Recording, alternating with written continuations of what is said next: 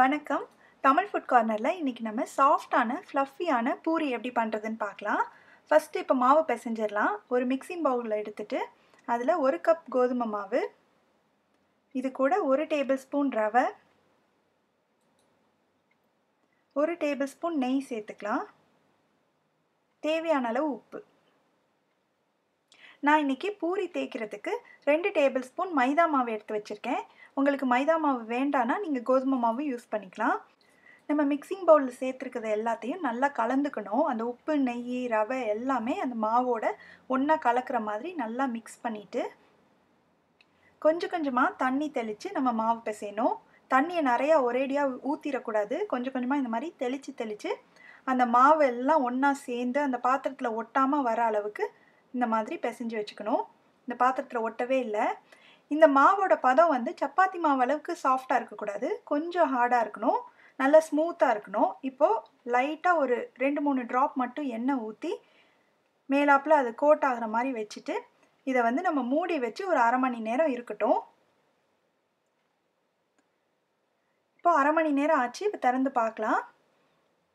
மாவு இன்னும் கொஞ்சம் சாஃப்டாக இருக்குது. இப்போது இந்த மாவில் வந்து நம்ம சின்ன சின்ன உருண்டைகளாக போட்டு வச்சிடலாம். ரெடியாக உருண்டை போட்டு வச்சிட்டோம்னா டக்கு டக்குன்னு பூரி தேய்க்கிறதுக்கு ஈஸியாக இருக்கும். இப்போது ஒரு உருண்டை எடுத்துகிட்டு நான் இந்த மாதிரி மைதா மாவில் 2 பக்கமும் தொட்டு எடுத்துட்டு இப்போது நம்ம ரவுண்டாக தேய்க்கணும். நம்ம தேய்க்கிறது வந்து ரொம்ப மெல்லிஸாக இருக்கக்கூடாது. மைதா மாவு நான் ஏன் எடுத்திருக்கேன்னா அது நல்லா சாஃப்டாக இருக்கிறதுனால அந்த பூரியில் ஒட்டாமல் இருக்கும்.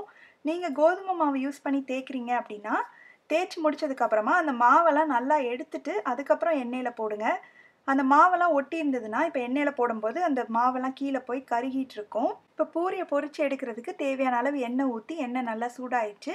ஸ்டவ்வை வந்து மிதமான தீயில் வச்சுட்டு இப்போ பூரியை போட்டுட்டு அந்த கரண்டியை வச்சு லேசாக அழுத்தி விடுங்க. அப்போ தான் அது நல்லா உப்பி வரும்.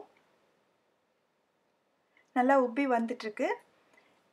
இப்போது இது கொஞ்ச நேரம் இது ஒரு சைடு வெந்ததுக்கு அப்புறமா நம்ம இதை வந்து திருப்பி போட்டுடலாம்.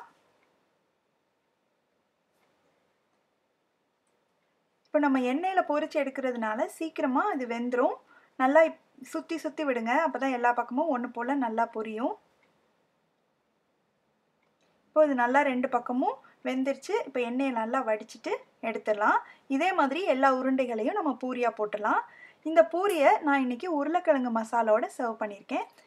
நீங்களும் இந்த ரெசிபியை கண்டிப்பாக ட்ரை பண்ணி பார்த்துட்டு உங்களோட கமெண்ட்ஸை ஷேர் பண்ணுங்கள். இதே மாதிரி நிறையா வீடியோஸ் பார்க்கணுன்னா தமிழ் ஃபுட் கார்னருக்கு சப்ஸ்கிரைப் பண்ணுங்கள். நன்றி.